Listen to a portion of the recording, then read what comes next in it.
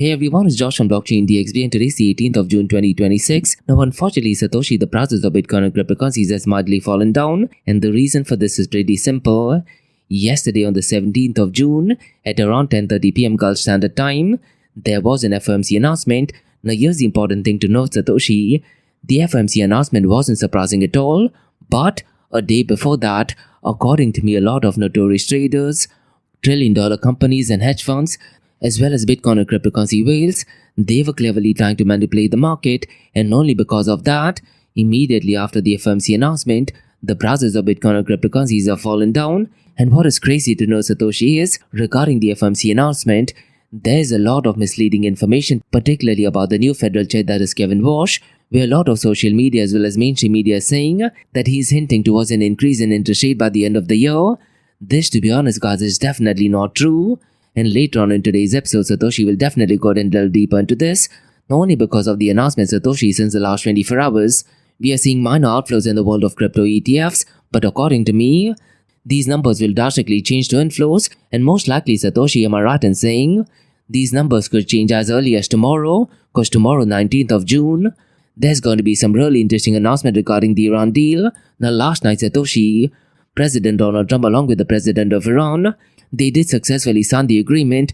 So am I right in saying, rather than watching fake news and mainstream media, it is important to go and look at official sources? Indeed, George. And as you mentioned, with all this discussion around market movements, the FOMC, and potential media narratives, our listeners can expect a breakdown of these specific details throughout this episode. We'll cut through the noise, examine the real numbers, and explore future possibilities based on reliable sources, providing a clearer picture of what's happening. There's a lot to unpack. There's definitely a lot to unpack, and here's the thing, guys.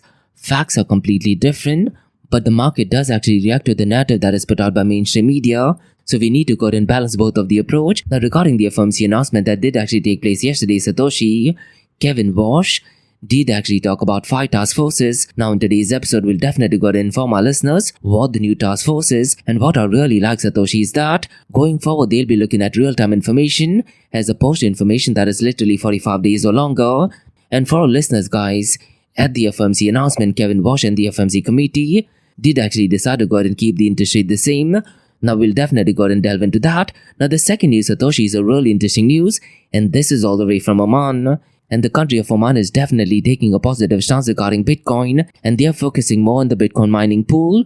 So in today's episode, we'll definitely go ahead and take a deep dive into this. Now the third news, Satoshi, we're going to be talking about is regarding IMF, and they have put out some really interesting information regarding Nigeria, but this is more connected to stablecoin. But look, Satoshi, am I right in saying, when it comes to IMF, they are already massive detractors of Bitcoin and cryptocurrencies, and they are going the same thing regarding stablecoins. So in today's episode, we'll go and discuss what is the information that they have put out regarding stablecoin adoption in Nigeria. That's absolutely correct, George. Regarding IMF, their recent publication discusses the potential risks associated with stablecoin adoption in Nigeria, specifically concerning monetary policy effectiveness and financial stability. They emphasize the need for comprehensive regulation. That is absolutely correct, Satoshi, and in today's episode, we'll definitely go and delve deeper into this.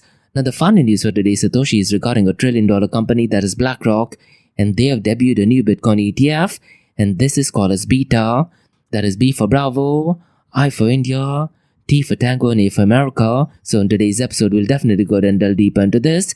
So it looks like, Satoshi, we have quite a lot of interesting things to cover in today's episode, and like we do in every Blockchain DXB podcast, we will be looking at 2 news from Dubai, UAE, and the Middle East. Now the first news, Satoshi, is a really interesting news, and this is connected to Revolut, and the news cause is that they have obtained approval for stored value facilities and also retail payment services license from the Central Bank of United Arab Emirates. This, according to me, cause is definitely a massive deal, and this news is circulating like fire via LinkedIn, so in today's episode, we'll definitely go and delve deeper into this. Now the second news, Satoshi, is a really interesting news, and this is connected to AI scientists, and the news, Satoshi, is that the United Arab Emirates, they have unveiled the world's first clinical AI scientist to help doctors make faster decisions. And here's the thing, Satoshi, this particular initiative was introduced by Cleveland Clinic Abu Dhabi. This, according to me, is definitely a deal breaker, isn't it? So it looks like, Satoshi, we have quite a lot of interesting things to cover, isn't it, in today's episode. But before we do that, a quick word from our sponsors. Hey everyone, this episode is powered by a new sponsor, that is Amana. and they are the region's first and fastest growing regulated all-in-one trading and investing app. So look, as whether you're looking into invest in US stocks like Apple or Tesla, or mega giants like ADNOC or Salik, Amana puts the financial markets on your fingertips. It includes gold, foreign exchange, ETFs, futures, commodities, and guess what, guys? They have over 375 cryptocurrencies, and this makes them the biggest crypto selection in the region. Now for the Blockchain DXB listeners, guys, if you want to go and build long-term wealth without thinking about it every day, explore Amana's pre-built auto investment plans, and all you have to do is set your monthly budget, choose your preferred asset category, and let Amana automate the investing for you. Zero fees, zero lockups, 100% customizable. And here's the thing, guys, funding your account is easier than ever. You can fund your account with Apple Pay, Google Pay, credit cards, instant bank deposits, and even crypto wallets. No friction and no hassles. And the best part is, guys, let's say if you need support, you would absolutely love Amana for this, because they offer 24/6 human customer service, as well as a personalized sales support, real people, real help, and the customer support is in English as well as in Arabic. And for the Blockchain DXB listener and community, guys, I do have something really exclusive for you. What you can do is register with Amana using the code Blockchain DXB, or you can also use the link that is in the show notes below. And here's the best part, guys. Once you register, fund your account with a minimum of $100 and at least go ahead and make one trade, and then you'll receive a $100 trading bonus credit to your account the following month. But look, guys, it's real important to note, the bonus is non-withdrawable. It is there to help you trade and learn. So look, guys, if you're looking for a transparent, powerful and easy to use app, that's Amana for you. So what are you waiting for, guys? Download the app now, or you can also visit the website that is amana.app, and don't forget to use the code Blockchain DXB. And Amana, guys, is all markets one app. Next, guys, I'm happy to announce that Blockchain DXB is the official media partner with one of the OGs in the cryptocurrency and blockchain event space, and that is Blockchain Futuristic Conference taking place in Florida this year, as well as ETH Women taking place simultaneously. And trust me, guys, this is an event that you don't want to miss, isn't it? Because for the very first time, North America's most immersive Web3 event is heading to the United States of America, and the Blockchain Futurist Conference and ETH Women event is actually taking place between the 5th and 6th of November. And the location is absolutely stunning, guys. It is taking place at Guitar Hotel at Hard Rock, which is in Hollywood, Florida. That's right, guys. Palm trees, panels, and the biggest mind in blockchain and cryptocurrency is all in one place. So there will be multi-stage panels, NFT galleries, DeFi showcases, hand-on tech demos, metaverse experiences, even outdoor VIP cabanas, and quite a lot more. And the Guitar Hotel at Hard Rock, guys, is one of the most iconic venues in the country. So look, guys, if you're in the Web3 space, cryptocurrency, Bitcoin, or even artificial intelligence space, or just want to do some serious networking, this is the place that you got to be. And to all of you Blockchain DXB listeners, guys, we have something really interesting for you, because you can get a 25% off the tickets. So just use the code DXB25, and the link to the event as well as the code is in the show notes below. And as an official media partner, I'll be doing exclusive live coverage, interviews, behind the scenes access, and I will be spotlighting some of the most exciting projects shaping the future of decentralized finance tech. So if you're at the venue, guys, definitely come and say hi. Maybe we can catch up for a coffee as well. So listen, guys, the code is DXB25, and by using this code you will be eligible for a 25% discount. And the event is taking place between the 5th and 6th of November 2025 at the iconic Guitar Hotel at Hard Rock, that is in Hollywood, Florida. And in the show notes below, guys, there's all contact details for Blockchain Futuristic Conference Florida 2025, as well as ETH Women. And look, guys, this is the future of blockchain technology brought into life. So don't just read about it. Be there and head to the website that is futuristconference.com and go ahead and use the code DXB25. So see you at the event. Next, Advanced Media.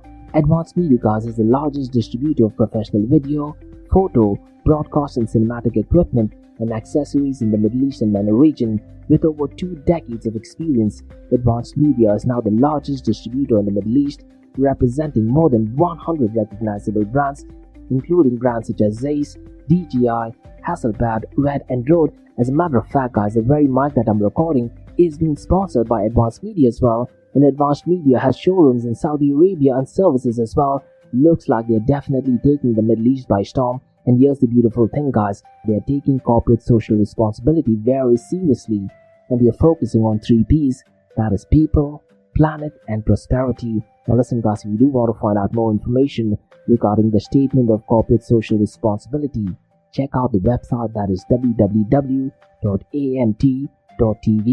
And here's the beautiful thing guys, they also want to be a leader and set an example and reputation as a pioneer and member of the community. And in doing so guys, they also have an AMT scholarship with SAE Institute in Dubai, UAE. So definitely check it out. And also guys, Advanced Media is committed to persistently developing, organizing and hosting training workshops, seminars and community events that educate, inform and familiarize consumers with new equipment and the latest technological advances. So listen guys, do one thing. If you do want to support this channel, go to the website, that is www.amt.tv, and follow the social media channels as well. All of the details are in the show notes below. Next, Startup OI is global one-tech platform for tech. It offers global high-paying tech jobs with flexibility in working time and location, global free tech events, and tech networks to connect with global like-minded engineers. A brilliant platform to listen to the tech experts in Metaverse and to grab their insights. Now listen, all you have to do is download the app Startup OI. If you're using an Android version, go to Google Store and App Store for iOS devices. Alternatively, you can also click on the show notes below to download Startup OI. Next, guys, listen, if you're into fitness, if you're into adventure, if you want to do something wild but still want to keep your health in check, there is a new podcast in town, a podcast focusing on obstacle course race in the Middle East. The podcast is called the Race Pace Podcast. So check out the Race Pace Podcast across all leading platforms. And the Race Pace Podcast is a peer-to-peer community-driven podcast where they talk all about obstacle course race in the Middle East, from Sandstorm to Spartan Race, from Tough Mudder to Desert Warrior Challenge, and also the Government Gulf Games, and quite a lot more. The podcast has interviews with athletes locally and internationally to get inside scoop on how athletes prepare for obstacle course race. In the podcast, they also talk about interesting stories on why they are motivated to do obstacle course race. And that's not all. They also plan to release 7 NFTs. And these NFTs are no ordinary. These NFTs will represent every emirate in the UAE. And listen guys, these NFTs are going to be absolutely massive. So do one thing, go to Spotify, go to iTunes, go to any leading podcasting platform, check out the Race Pace Podcast across all leading platforms. And finally guys, not your keys, not your crypto. If you have dabbled with cryptocurrencies and now are seriously getting to protect your cryptocurrencies, there is no better way to protect it by using a hardware wallet, and this is where Ledger Wallet kicks in. And Ledger Wallets are hardware cryptocurrency wallets made by Ledger, a company headquartered in Paris, France. And Ledger's hardware wallets are multi-currency wallets that are used to store private keys for cryptocurrencies offline.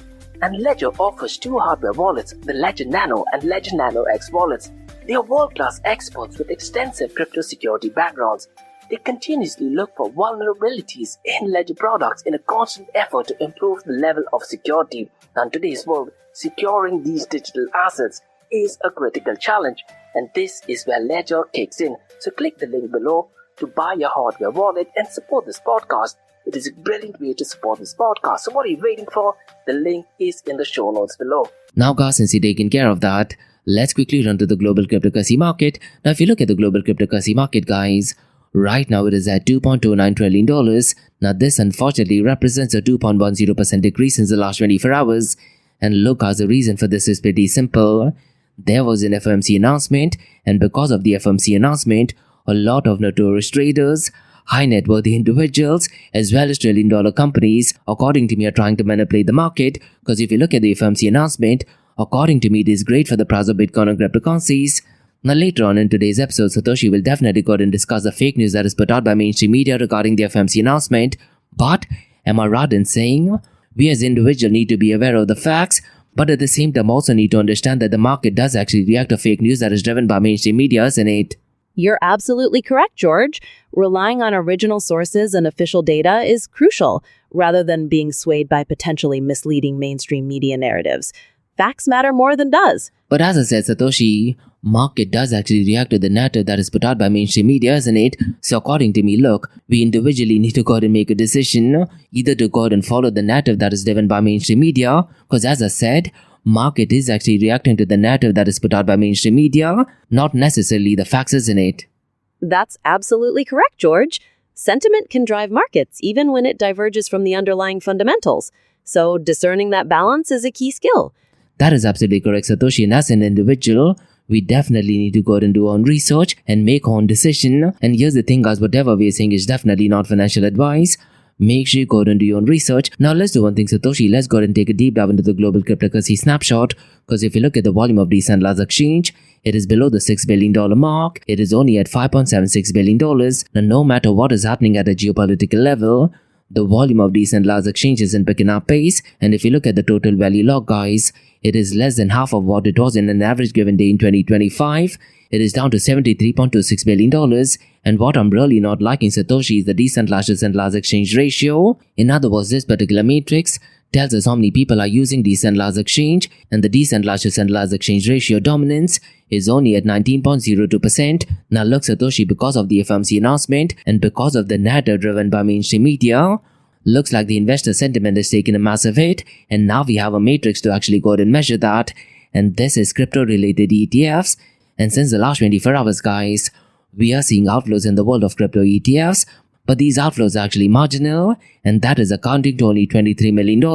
Now earlier in this week, Satoshi, there was significant amount of inflows in the world of crypto ETFs, and this is because of President Donald Trump making a significant announcement, and we are talking about the peace deal agreement between Iran. And last night, Satoshi, President Donald Trump along with the President of Iran, they have officially signed the document, but I do think it'll take at least 24 to 48 hours for the market to react to this positive news. But for now, Satoshi, what I want you to do is, I want you to run to the volume of decentralized exchanges. So do you want to read out the matrix for the top 5 platform for the decentralized exchange for our listeners, please?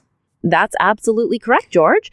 And looking at that data, the top 5 platforms by 24-hour volume are Uniswap at 1.45 billion, PancakeSwap with 675.96 million, Aerodrome at 448.5 million, Hyperliquid Fi around 270.15 million, and Orca at 234.39 million. And here's the thing, guys, the volume of stablecoins is kind of like the engine of the cryptocurrency world, and unfortunately, since the last 24 hours, the volume of stablecoins hasn't picked up pace. As a matter of fact, since the last 24 hours, the 24-hour volume has fallen down for Tether USDT. It is below the $70 billion mark at $69.48 billion. Circle USDC's volume has marginally picked up pace. Yesterday it was around the $10 billion mark. Today it is at $11.76 billion. Now FDUSD, guys, is at number 3rd with a 24-hour volume of $169.60 million. Now what I want you to do next, Satoshi, is I want you to read out the market cap, tell our listeners what is going on regarding the 24-hour trading volume, as well as the dominance of Bitcoin and Ethereum. And then what I'll do is I'll read out some interesting metrics regarding Binance. Alright, go. To provide those numbers, Bitcoin's market cap is currently at 1.28 trillion, with a 24-hour volume of approximately 31.08 billion, holding a dominance of 56.60%. For Ethereum, the market cap stands at 210.22 billion, with its 24-hour volume at about 14.13 billion, and a market dominance of 8.01%. I'll hand it back to you. Well, thank you so much for that, Satoshi. And here's the thing, guys, Binance Bitcoin is still at number 3rd with a market cap of $80.79 billion. But here's the thing, Satoshi, there are rumors circulating that Binance is actually preparing to exit from the European Union, and this is because of uncertainty regarding its local license. So it's going to be really interesting to see if Ripple overtakes Binance because of its market cap is concerned.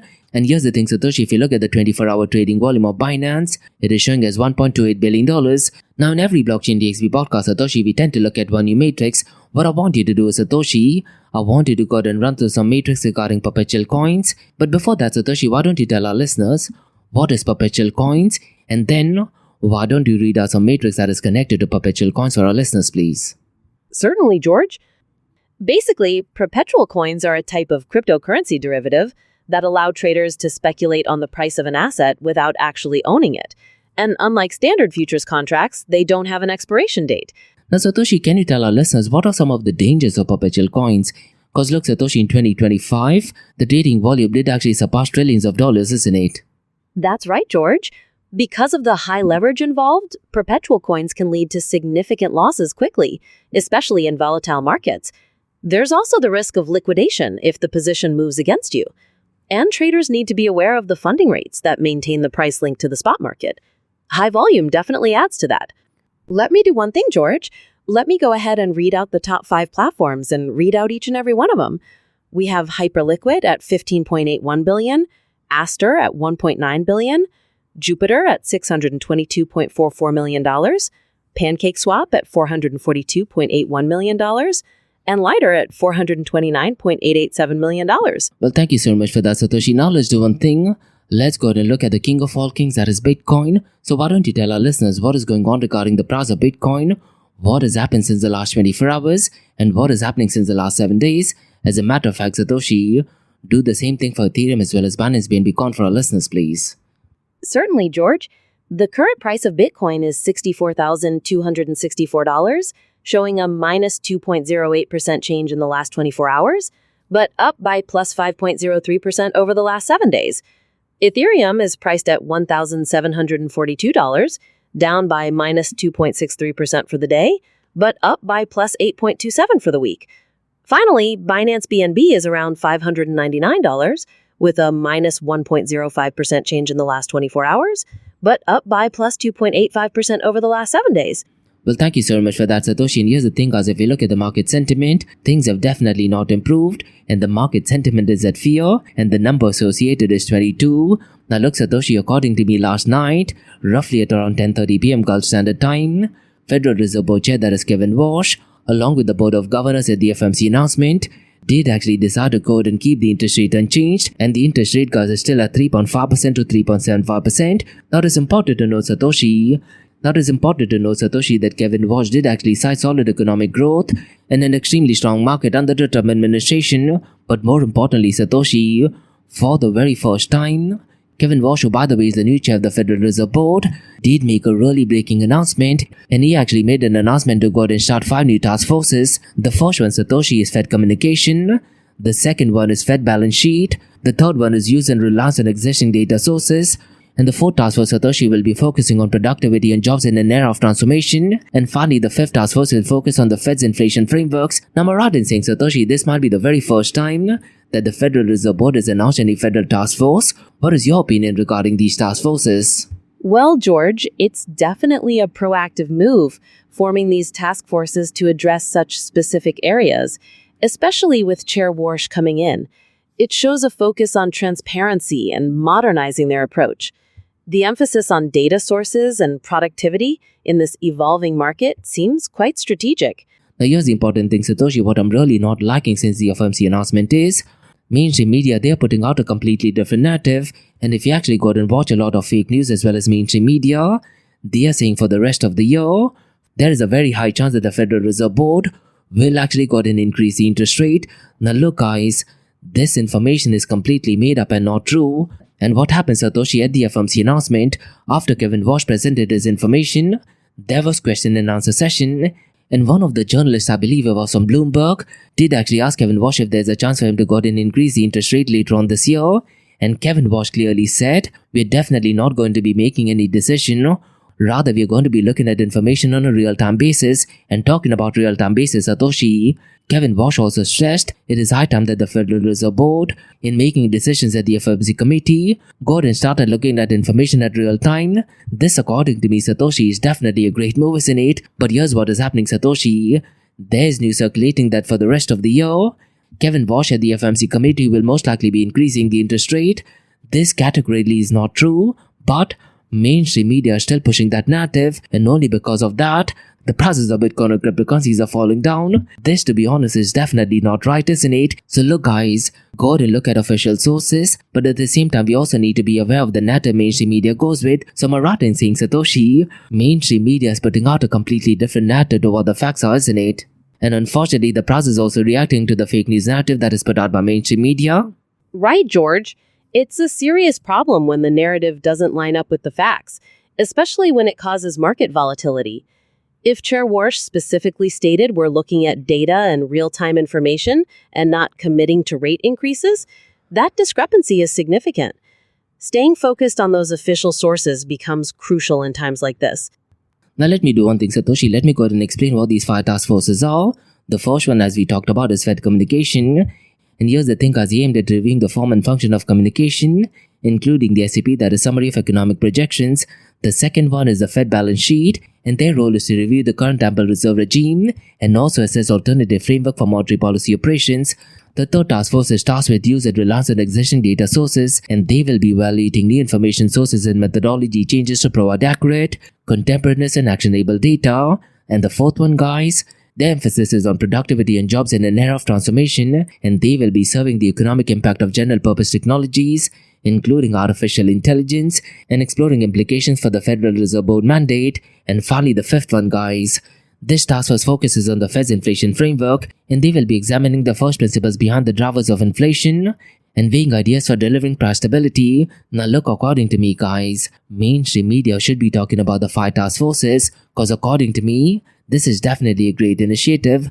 And here's the thing, guys, with the official document regarding peace agreement between US and Iran, I'm definitely sure the price of Bitcoin and cryptocurrencies will be impacting positively. But look, whatever we are saying is definitely not financial advice. Make sure you go and do your own research. Now let's do one thing, Satoshi. Let's go and discuss the next news. And this is all the way from Oman, guys. And the news is that Oman has launched something called as OmanHash.com. And this is essentially a Bitcoin mining pool that will be powered by GITEX Global. But here's the important thing to remember, guys.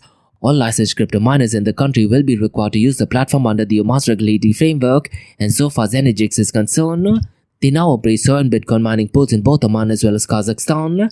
Now look, so far as Kazakhstan is concerned, it is one of the cheapest places in the world to go and mine Bitcoin. Along with Kazakhstan, Iran is also one of the cheapest places. Now this move by Oman Satoshi, according to me, definitely strengthens Oman's growing crypto mining sectors, which has already attracted over $700 million in infrastructure investment. And so far as Oman is concerned, guys, I do think it is one of the most beautiful places. Salalah in Oman is definitely an iconic place, so them getting involved in Bitcoin is definitely a great deal. And definitely not surprising at all. Now let's do one thing, Satoshi. Let's go ahead and discuss the next news. And this is regarding stablecoins in Nigeria. And here's the thing, guys. The International Monetary Fund, or IMF, they have put out some really interesting information on the website. And they have openly admitted that Nigeria is becoming one of the largest Bitcoin users of stablecoins. And a lot of average people, as well as individuals and businesses, are using dollar-backed digital assets for fast and cheaper cross-border payments. And they've also acknowledged that stablecoins have gained a lot of popularity due to high inflation, a weaker naira, and limited access to foreign currency. And here's the thing, guys, the IMF also says that they improve financial inclusion and remittances, but at the same time, it could actually increase digital dollarization and financial crime risk. And regulators in Nigeria urge to strengthen oversight while at the same time supporting innovation. Now my big question is, Satoshi, what are the key things that the IMF is missing regarding stablecoins along with Bitcoin? Because when you talk about IMF, historically they're massive detractors of Bitcoin and cryptocurrencies, isn't it? Historically, George, the IMF has definitely been more critical of cryptocurrencies. Regarding this news, instead of only focusing on the risks, they might benefit from positively engaging with the trend, perhaps by working on clear guidelines that support innovation while mitigating those threats. It could also be helpful to foster more dialogue between regulators and the crypto industry, and maybe even focus on education to help people understand the technology better. Now let's say, Satoshi, if you have an advisor to them, what advice you'd like to give them? Let's focus only on stablecoins, because this news is only connected to stablecoins, isn't it? What are the key advice you'd like to give to officials of IMF? They should really focus on helping build clear, consistent guidelines for stablecoin issuers. They could provide expertise on managing reserves and ensuring they're transparent, which boosts trust. Also, advising on ways to integrate stablecoins with existing financial systems while keeping an eye on financial stability would be crucial. Essentially, helping them find that balance between promoting innovation and managing risks. Now here's the thing, Satoshi, based on my honest experience, a lot of the regulators who are pro-Bitcoin and cryptocurrencies, they put an outright ban on algorithmically backed stablecoin, and this was because of the collapse in Terra Luna, isn't it? But according to me, look, when you talk about the creation of Bitcoin, algorithmically backed stablecoin is definitely the way to go, isn't it? So is there any advice you'd like to give, keeping in mind the benefits of algorithmically backed stablecoin? Because look, when you talk about issuers of stablecoin, whether we like it or not, right now what is happening is a lot of banking giants, they are becoming issuers of stablecoin. So in a way, Satoshi, it is the banking industry that is venturing into stablecoins, isn't it? According to me, the prime focus should actually be on algorithmically backed stablecoin. So what advice you'd like to give them, keeping in mind only algorithmically backed stablecoin? I'd advise them to approach algorithmically backed stablecoins with caution, but definitely not dismiss them. The collapse of Terra Luna showed the real dangers, but the potential benefits for efficiency and decentralization are still there.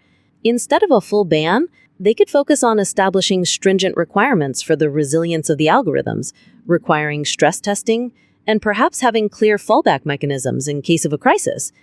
It's about creating safeguards and understanding the design flaws, not necessarily shutting down the innovation entirely.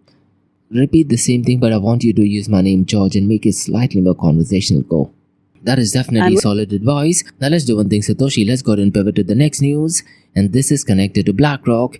And the newscast is that BlackRock is on something called as Beta, which is essentially a new Bitcoin ETF that offers investors monthly income. And they do that by selling call options on part of his Bitcoin holdings. And the fund cause aims to provide Bitcoin exposure, while at the same time generating a double-digit yield, potentially in the mid to high teens under current market conditions. And in exchange of these payouts, guys, investors give up some of the Bitcoin's upside potential. And so far as this ETF is concerned, Satoshi, they will be trading on Nasdaq, and they will also be combining that Bitcoin holdings with Bitcoin focused ETF, that is iShares Bitcoin ETF, that is IBIT. Now what do you make of this particular news, Satoshi? Are you a fan of it, or do you find a lot of loopholes in this particular ETF? That's an interesting approach from BlackRock. They're essentially creating a way for investors to get regular cash flow from Bitcoin, which could be appealing to people looking for income. By selling call options, they're generating that yield, but it also means they limit the potential upside if Bitcoin's price goes significantly higher. I wouldn't necessarily say there are loopholes, but it's definitely a product with specific trade-offs. For someone comfortable with smaller gains but wanting steady income, it makes sense. I wouldn't say I'm a fan or not, just that it's a tailored solution for a specific type of investor. But don't you think, Satoshi, this move goes against the very ethos of why Bitcoin was created? Because now you definitely have a centralized entity getting involved in it. And when you talk about Bitcoin, Satoshi Nakamoto in his white paper did actually define Bitcoin as a peer-to-peer electronic cash system, isn't it? You have a point. The original vision focused on decentralization and peer-to-peer transactions, removing those intermediaries. Having a massive centralized player like BlackRock create a product around it does introduce a different layer, which some people would see as a departure from its core philosophy.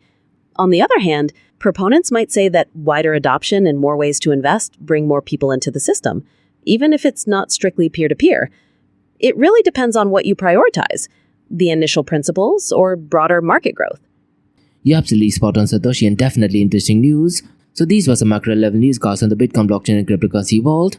Now let's do one thing, Satoshi. Let's go ahead and look at two news from Dubai, UAE and the Middle East. Now the first news, according to me, is definitely an interesting news. And this news is all over LinkedIn. And the news, guys, is that Revolut, they have received 2 key licenses from the Central Bank of United Arab Emirates. And the licenses include Store Valued Facilities or SVF license. And the second one is Retail Payment Services under Category 2. Now it's important to note, guys, the approval completes Revolut's regulatory licensing process in the United Arab Emirates, and the company first received in-principle approval from the Central Bank of United Arab Emirates, and this was in September of 2025. Now look, Revolut now serves more than 75 million customers worldwide, and according to me, Satoshi, the license marks a major milestone in Revolut's UAE expansion. And the approval also reflects Revolut's commitment to strong governance and compliance, isn't it? And so far as Revolut is concerned, guys, they've expanded the local team and operations in the United Arab Emirates, and the company has invested heavily in technology and infrastructure across the region. And this move, according to me, Satoshi, strengthens Revolut's growth plans across the Middle East region. And the UAE official said that the approval supports the country's position as a global fintech hub. And so far as United Arab Emirates is concerned, guys, we're continuing to attract leading international financial companies. And Revolut, guys, did actually say that the United Arab Emirates is one of the world's most innovative financial markets, and the company aims to give consumers more choice and control over the money. And so far as Revolut is concerned, they are now preparing its local product ahead of a full launch in the United Arab Emirates, and the firm is focused on delivering secure and compliant financial services, and users, guys, will be able to hold and manage multiple cryptocurrencies in one app. And more importantly, Satoshi, customers will be able to use physical as well as virtual cards, make payments, and send money locally and internationally to Revolut's platform.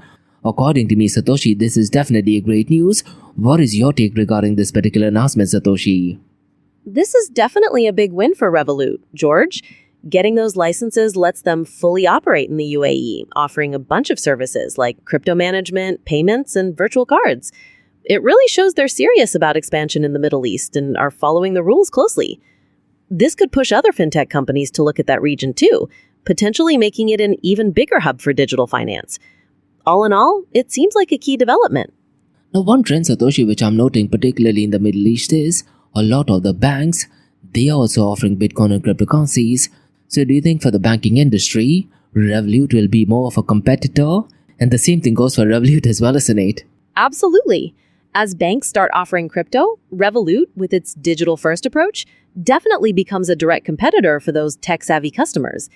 And vice versa. Traditional banks moving into crypto create more competition for Revolut. It's really going to come down to who provides the better user experience, better pricing, and more comprehensive features. It's making the whole market much more dynamic and giving consumers more choices. Now, given the UAE market, Satoshi, how do you think Revolut can have a competitive edge? Because look, there are banking industry in the United Arab Emirates. They've been operating for decades, isn't it? Revolut's edge is definitely in its technology and user experience. Traditional banks can sometimes be seen as slower to innovate, while Revolut offers a really slick mobile-first platform that's intuitive for younger, tech-savvy people. They can also undercut banks on fees for things like international transfers or offering competitive rates on crypto. By packaging multiple services into one app, they provide convenience that those older institutions might lack. Plus, they can be agile in rolling out new features in response to market changes. That's their main path forward. Definitely great point, Satoshi. Really appreciate that. Now let's do one thing. Let's go ahead and discuss the second news. But before we go ahead and talk about the second news, Satoshi, I do have a question. And this is something which we did actually talk about, I believe, this week or probably the week before that. Now, can you do me one thing, Satoshi? Can you find out if general people, let's say all over the world, if they were given an option to do a brain surgery, would they actually prefer a robot that is connected to artificial intelligence? Or do you think a surgeon with 20 to 30 years of experience would be ideal? Can you find out as of now? What is it that people would actually prefer? That's a fascinating question. While robotic systems can offer incredible precision, many people might still prefer the judgment and intuition of a human surgeon, especially with decades of experience. There's a degree of trust there that's hard to replicate with a machine. I don't have live polling data on that right now, but I suspect public opinion would lean towards the human surgeon for something that delicate. Now, am I right in saying, Satoshi, when you talk about public opinion, it is only going to change and change more likely towards robotic and AI in the going future? That seems very likely, George. As the technology improves and people see more successful cases, trust will probably grow. Also, as new generations grow up with advanced tech, their comfort level will be different.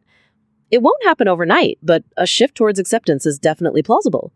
Now, the reason I ask you this is because Satoshi, the United Arab Emirates, has actually unveiled the world's first clinical AI session called as ILA, and ILA was actually introduced by Cleveland Clinic Abu Dhabi in partnership with Oquin. And so far as ILA is concerned, Satoshi, they do actually help doctors make faster and smarter clinical decisions. And what it does is, it analyzes huge amount of patient data in real time, and now the AI can reason across complex medical data sets. And so far as ILA is concerned, Satoshi, they do actually generate actionable insights for doctors and healthcare teams, and the system is designed to continuously learn and improve. And here's the thing, our tasks that usually take days or weeks can now be completed in just a matter of minutes. And ILA connects and unifies fragmented medical information, and doctors, they can access insights through a secure interface. Now here's the interesting thing, Satoshi, regarding the news. The first deployment will focus on prostate cancer patients, and what is really interesting to note, it does actually combine data from healthcare records, physician notes, pathology reports and medical imaging. And regarding the platform, it was actually built with Oquin's agentic K-Pro technology. And look, this particular project is supported by USA-powered infrastructure, and ILA, guys, is designed to expand into more medical specialties over time. And future versions will include genomic and also multi-omics data for precision medicine, and the AI can help identify patterns in patient data and research. So this news, according to me, Satoshi, is definitely massive news, isn't it? And UAE officials say the launch strengthens the country's position as a global leader in healthcare and AI innovation. So what do you make of this particular news, Satoshi? Because according to me, look, artificial intelligence working with the healthcare sector could actually save lives as well, isn't it? That's a truly remarkable case, George. AILA leveraging AI to process complex data and speed up diagnostics can be a game changer for critical decisions, like in prostate cancer treatment, where they're starting. By bringing together different sources of information, it helps doctors see the full picture. And since it's built to learn and expand over time, its potential for improving patient outcomes across many specialties is immense. It really highlights how AI can empower medical professionals. Well, thank you so much for the insights, Satoshi. And look, these are definitely interesting news, and it is absolutely no surprise that the Emirate of Abu Dhabi is taking the lead in initiative. And more importantly, guys, ILA was introduced by Cleveland Clinic Abu Dhabi. Definitely brilliant news. So these were the newscasts on the Bitcoin, blockchain, cryptocurrency, and artificial intelligence world from Blockchain DXB. In case if you like listening to this podcast, please click on the follow button, give it a 5-star rating, and share the word across. Now let's do one thing, Satoshi. Let's go ahead and kickstart with the Ask Me Anything series, where listeners can ask any questions regarding Bitcoin, blockchain, beyond blockchain, cryptocurrencies, NFTs, DeFi, and Metaverse. So let's go ahead and kickstart with the Ask Me Anything series, alright? Sure, George. Let's go ahead and kickstart the Ask Me Anything series. I'm curious to check what questions the listeners have in store for us.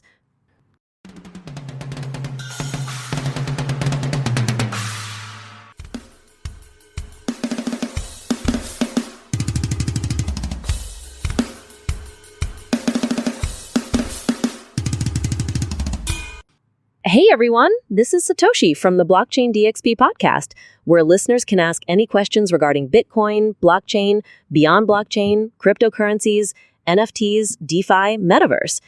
And we have a question from Kyle who asks, if stablecoins continue growing globally, who benefits most? Banks, governments, or crypto companies? This is such an interesting question, Carl, and I'm so glad you actually asked that, because according to me, when you talk about stablecoin issuers, they're literally replacing the role of a bank, and that is one of the reasons why earlier today, we asked what advice Satoshi would like to give to IMF, keeping in mind algorithmically backed stablecoin. Now regarding your question, I hate saying this, the only beneficiaries by issuing stablecoins are actually banks, as well as private companies that are becoming stablecoin issuers, and according to me, like Satoshi, stablecoins do not actually follow the ethos of open blockchain, and I've said this a zillion times. There are certain pillars of Bitcoin and open blockchain, such as open source, permissionless, borderless, neutral, publicly verifiable, and to be honest, stablecoin issuers, they're definitely not following the ethos of Bitcoin and open blockchain, whereas algorithmically backed stablecoin, they're definitely following all of these pillars. And look, Satoshi, I won't be surprised if a lot of investors, particularly from the banking sector, they're lobbying politicians to go ahead and put an outright ban on algorithmically backed stablecoin. That is what my honest opinion is. Along with that, even crypto companies, they are the ones who are actually benefiting most by it. But when you talk about stablecoin, Satoshi, it should be the end users who should be benefiting it, isn't it? You're right, George.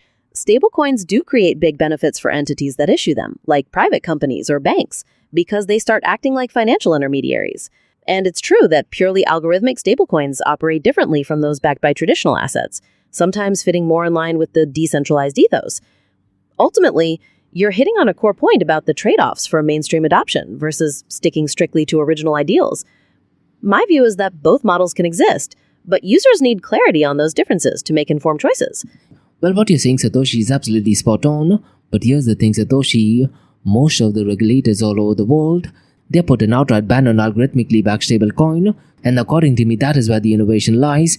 And here's the thing, guys, you definitely need to go and follow the regulations of whichever country you're residing in. Now, the only other drawback I can think about stablecoin, Satoshi, is a lot of the stablecoin issuers, they can definitely go and freeze your account as well as in it. As a matter of fact, Tether, they're using it as one of the strong points when they go and advertising the stable coins. And going back to the Carl's question, I hate saying this, when you talk about stable coins, right now the role of a stablecoin issuer is literally being replaced by the role of a bank, and now we have PayPal issuing stablecoins, you have Ripple who is issuing stablecoin. So the whole notion of peer-to-peer electronic cash system does unfortunately have a centralized entity involved, isn't it, Satoshi? You're highlighting a real tension, George. The drive for innovation versus concerns about financial stability and user protection is why we see those varying regulations around algorithmic stablecoins. And you're right, the ability for issuers to freeze assets, as seen with Tether, clearly points to a central point of control, which cuts against the core peer-to-peer concept. It seems that for stablecoins, while they might bring efficiency, that centralized nature is a fundamental part of their design and practice. That is absolutely correct, and absolutely correct, Satoshi, and so glad you touched on all of these points, and definitely an interesting question, Kyle. And that's about all, guys. I'm the Ask Me Anything C, some Blockchain DXB. In case if you like listening to this podcast, please click on the follow button, give it a 5-star rating, and share the word across.